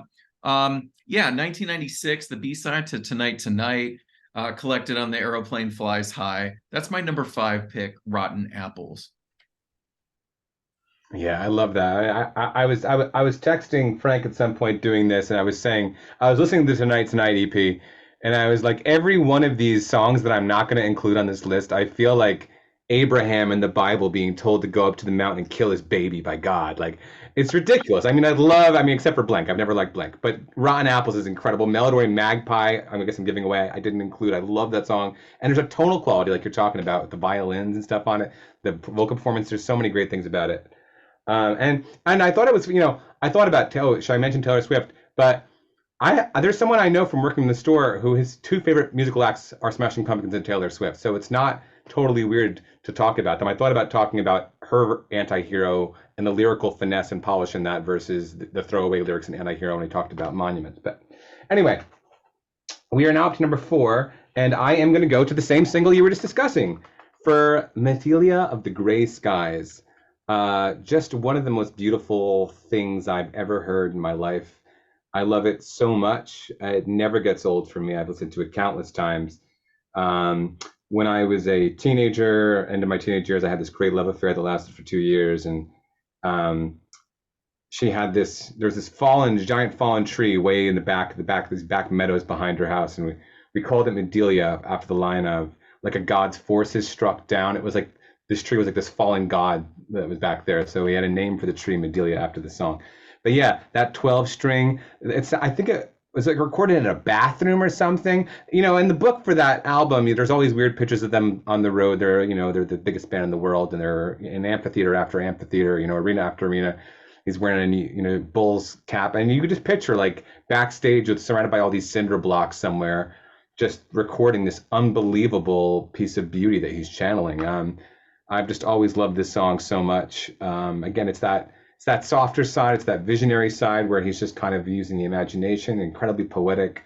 These names that are just, it's like this, the sound of them. Medelia. I'm not sure if that's actually like a name that anyone's ever had. Maybe he just came up with it. But yeah, I noticed in Crowded Room you mentioned you're an empty promise. I love lyrics like that too. They're like a list of what you are, the metaphors he goes through. It's just an incredible track. Just one of my favorite Smashing Pumpkins things ever. Great choice. Great choice. I'm sorry I missed your intro. Sorry I missed your intro. I had to switch my headphones. We've been at this so long that my Bluetooth headset died. We've been doing this for so long. It's the first time it's ever happened. So wow. I'm glad. Thank you for taking the extra time to explain your love of Medelia. I'll have to listen to the playback to hear your intro. Anyway, my number 4 has been mentioned, but I'm going to choose the other version of it. It is Speed Kills, but Beauty Lives Forever. This track, sorry I stopped you earlier, Kevin. It was the name of my radio show for all 4 years of college. So this song has always been special to me. The second I picked up the single at like a, Circuit City or a media player, wherever it was, where I got this Stand Inside Your Love single, it hit me really hard. The way it just kind of comes in with these like little coos and ahs. That I think is their dreamiest moment, that little beginning of Speed Kills, before it just kind of comes in and pulls you down into the mire with this deep bass groove and then it lets this big chorus. I love it so much. And it's also in the vinyl edition of Machina. It's also on there, so I have it here as well. Maybe that's where I heard it first, but it's a perfect track. So both versions are great. I like what you said about the Machina 2 version, but the first version I heard of it, and therefore the one that sticks with me is the Stand Inside Your Love B-side. Speed Kills, but Beauty Lives Forever.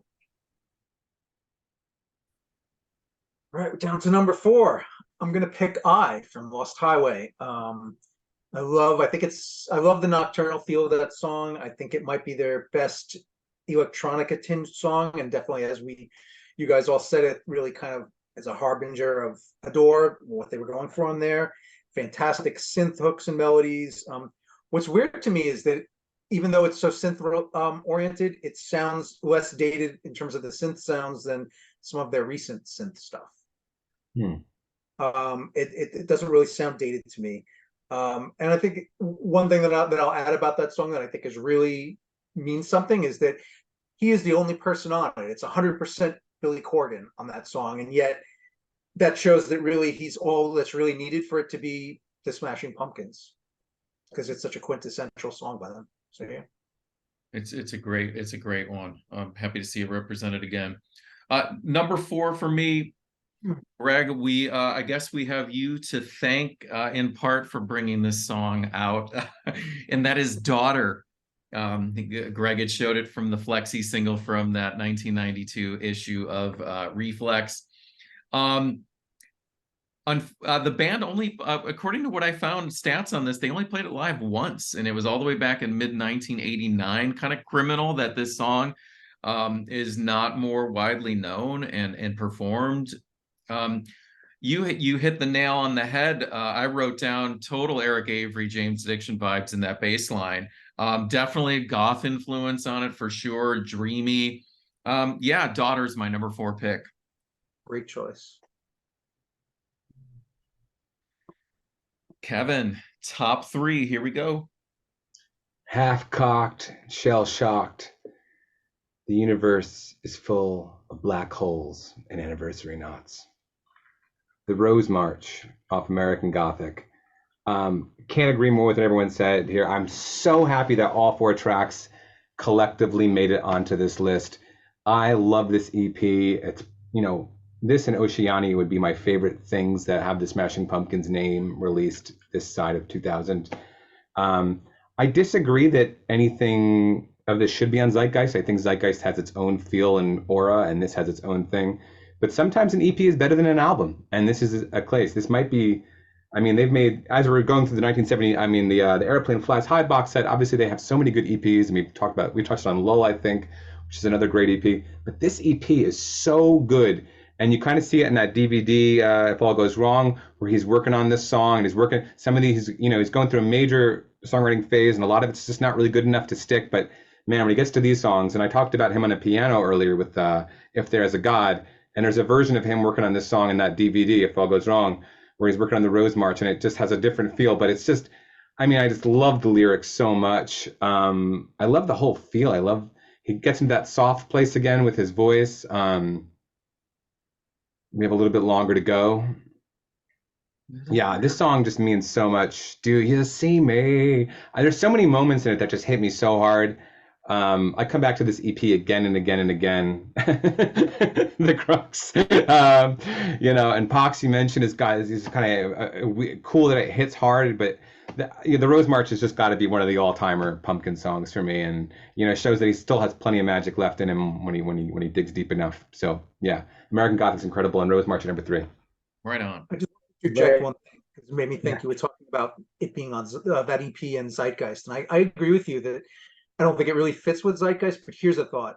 Imagine if instead of putting out that EP and just those random like digital singles, imagine if like in 2008, early 2009, they put out an album with those 4 songs from American Gothic, Glow, Super Christ, and an extended version of Gossamer, which was from that period.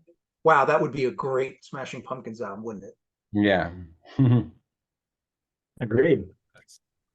Number 3, right? Top 3. For me, Kevin, you picked this already. I think Brett, did you pick this as well? Medelia. Yes. However you want to pronounce it, of the Gray Skies. Gray spelled differently. I don't know which day of the week I decided to spell it, or even the British American spelling. It hurts to put this at 3 because it is sometimes my all-time favorite Pumpkin song. I have so many deep, long-standing associations with this one. Listening to it, it was a big snow falling, lonely, walking in the freezing cold through streets of Goshen, college campus. This song's always been with me. Just feeling how much ache there is in this song and soaping up all the language in this. You guys have already mentioned the lyrics. You're all I notice in an empty room, and just feeling myself in that longing and passion. And similar to Adore, we've talked about the freaking frogs are on this. Like, what? Are you kidding me? Like, again, fans, if you've never heard the frogs, they are not anything like Medelia or these songs. They're just ridiculous. So the fact, it's just proof that the frogs were a thing and they were an entity and they were really going for it, but they were actually just like soulful people too. And it hits me that way. What I found out reading about this song that's really cool to talk about with you guys, I don't know if you ever heard about this. This was meant to be the last song on disc 1 of Melancholy, Medelia. And it was supposed to segue out of Porcelina. And I would have been curious to see how Porcelina became Medelia and how if there's any shared textures, whatever, maybe there's a demo version of it that kind of explores that. But you know what? I'm just kind of grateful for this spontaneously ephemeral existing version of the song. And maybe it wouldn't have been as good buried in Melancholy. So Medelia, the Gray Skies, number 3. Great choice. Greg, number 3. My number 3 is one of my all-time favorite Pumpkin songs, which has been mentioned before, Soot and Stars from Judas Zero. I think it's their saddest song they ever recorded. It just breaks my heart every time I hear it. It's almost funereal. The depth of feeling, the loss and regret embedded in every segment of this song are just so palpable to me. It's in another one like a couple of you guys mentioned how they were able to take a song that was so simple in construction and bring so much to it. This song, Soot and Stars, is very, very simple, and it's recorded all by himself at home but within that framework, I feel like he just does so much with just his voice and the keyboard. It's just heart destroying. And I also love the shout out. I'm a big Neil Young fan, so I love the shout out to his obvious influence there, where he sings "Hear the Prairie Sound" in "A Friend Called Neil." So yeah, "Sitting Stars" breaks my heart. Number 3 for me has not been discussed yet, and it is one of my favorite Smashing Pumpkins song. I remember back in, I think it was 1993, watching MTV, and there was a performance of this song called Glynis as a part of the No Alternative AIDS awareness compilation that came out, and Smashing Pumpkins contributed the song Glynis. And I was blown away by hearing this version of it live on MTV. It's the story of Glynis Johnson, who was a member of the band, the Chicago band Red Red Meat, tribute to her, who had died of AIDS. And the song is lyrically is just heavy. The actual arrangement and the layering is really quite fascinating, especially listening to it in headphones. Second verse, lots of flange going on.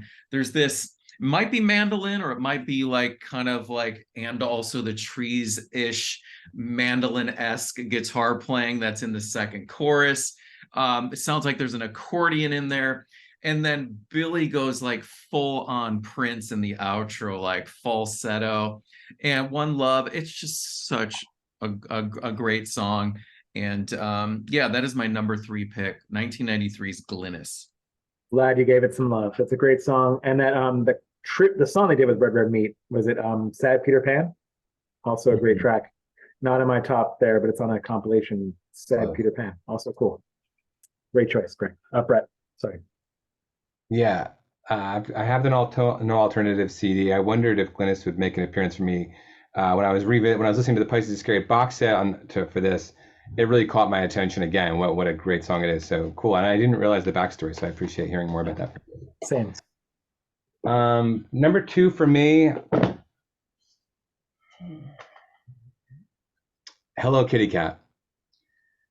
Hello Kitty Cat is just one of my favorite Pumpkin songs of all time. When I was a teenager, this song was just everything. When I got into a certain mood, when I was, struggling with unrequited love, or just feeling like, I don't know, there was no version of me that was acceptable to people. Hello Kitty Cat was just such an amazing vessel, carrier for all those emotions, and just such an amazing, I just love how dense and thick the guitars come in, the way the song just kind of builds up, and then the way it tears down later, and there's so much vamping and seething. It's the lyrics, say hello before you say goodbye. It's just like I did so many variations of that when I was learning how to write songs, and just stealing things from the Pumpkins. I should go before you make me cry. There's this line, but I aim to please the little girl inside me too, which I just love that line so much. And again, with that and Disarm, there's this kind of acknowledging of having like an inner girl or inner woman, and what Billy Corgan is bringing lyrically to pop music at that time, which was important to me as a developing person. And yeah, it just gets so furious and just builds, and it's great guitar solos. I guess maybe my favorite like heavy Pumpkin song of all time. I absolutely love Hello Kitty Cat. I know it's a B-side originally from Pisces Iscariot. Thank you for mentioning that song. It occurred to me at some point while looking at my list and going over this, and we were already live, so I couldn't mess with this, that Hello Kitty Cat somehow was on my original list, and I don't know what the hell happened to it. It must have gotten cut in a whimsical moment, but it totally belongs there for the same reasons you said. It's from the Today single. It's so good. So in a world where I redo this video, Kitty Cat deserves some placement. And oops. But whatever. Move the up higher. Justice. Okay. All right. Well, on that note, number 2 for me has been discussed by Greg. We were going to cover it, and it's Ugly from 1979. There have been so many versions of the song as well. I remember reading that I mean, when he played it live at the show I saw last year at Irving Plaza, he played the rockin' version of it that it was another one of those songs that like kind of rocked, and everyone's like, this is gonna be a single, man. He's like, nah, and like trashed that hard version of it and decided to make this really like the finger snappy, muted electronic palm muted stuff that kind of, just sounds like, like the Cars, like you said. Is it Greg that you said it sounds like the Cars? That's right. Yeah, and it totally does. Now that I think about it, it kind of epitomizes that feeling of teenage angst and loneliness about looking in the mirror and not liking what I saw looking back at me. The final half of this track, where the key shifts and the lead guitar line kind of warbles, it gets really warbly and it kind of seems like it's going to fall apart, and the vocal build-ups, and it kind of, it's hard to articulate it. Yeah, it's such a dramatic, but so understated thing. And I think it also points to a door in that way with the electronics and how it sort of gets there. Maybe we really should revisit this cover, because it's a very important song to me. Ugly, number 2, 1979. All right. My number 2 is Drown from Singles. I was actually mildly surprised that it was so low on everyone else's list. Such an iconic Pumpkins track.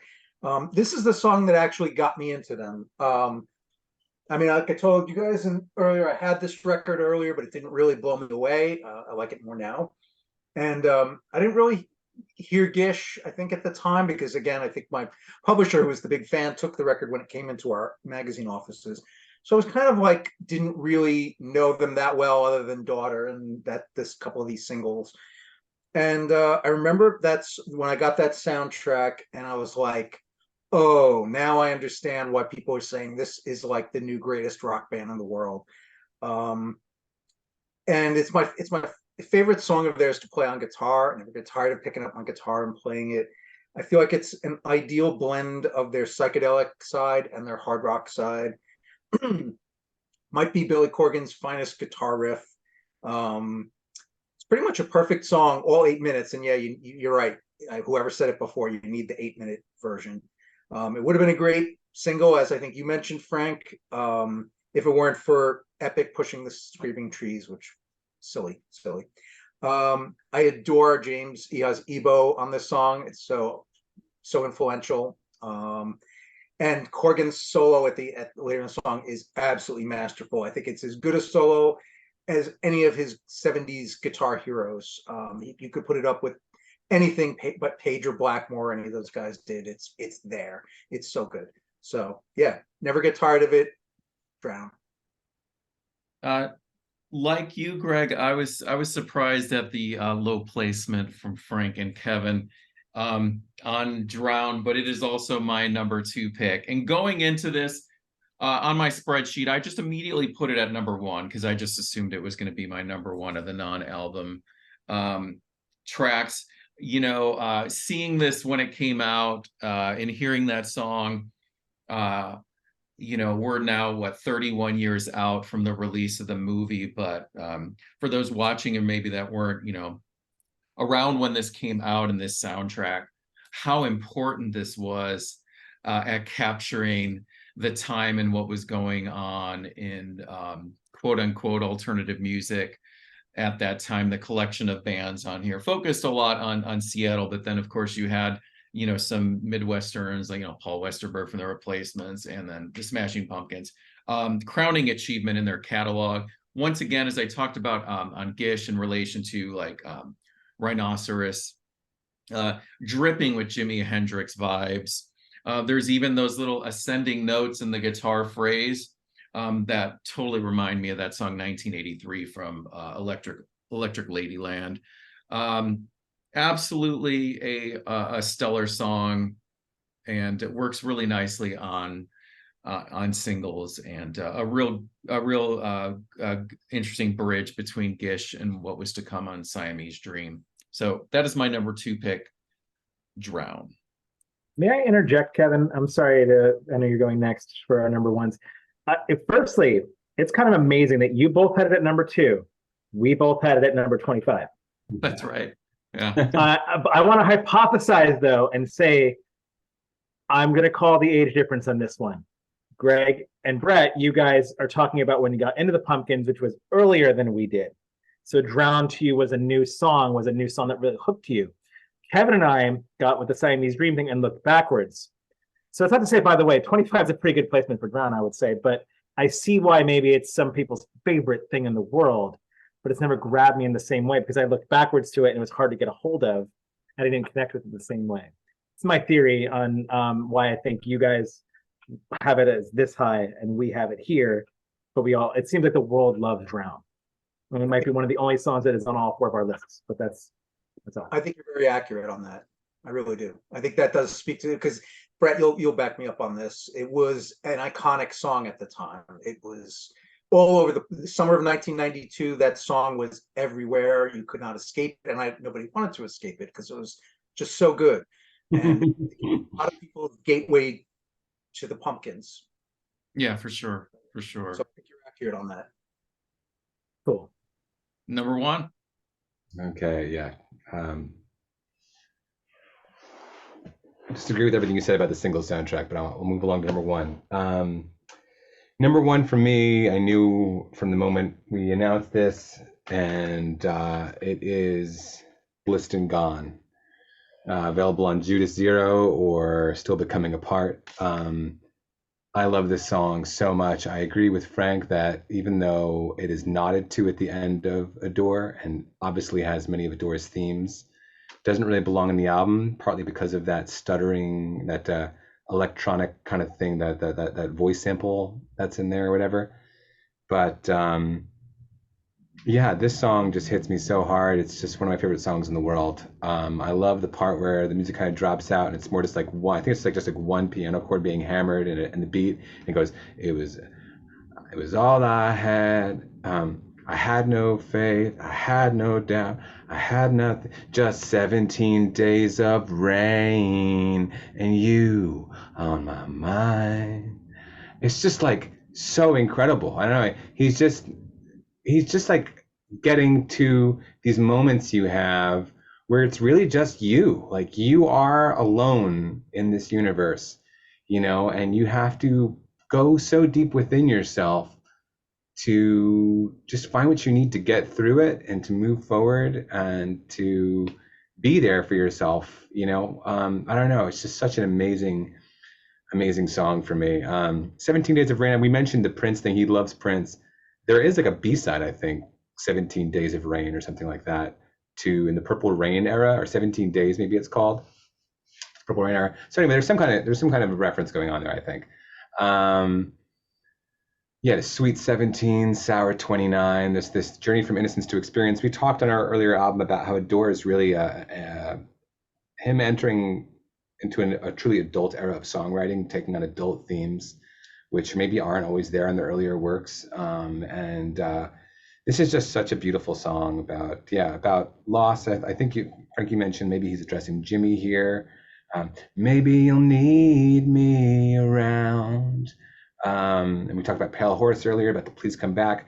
I feel like it's all here. This song is just so special and such a true outlier and orphan. Like it really doesn't belong anywhere, which is why it's appended in these weird places, even though it's one of the best things he's ever done.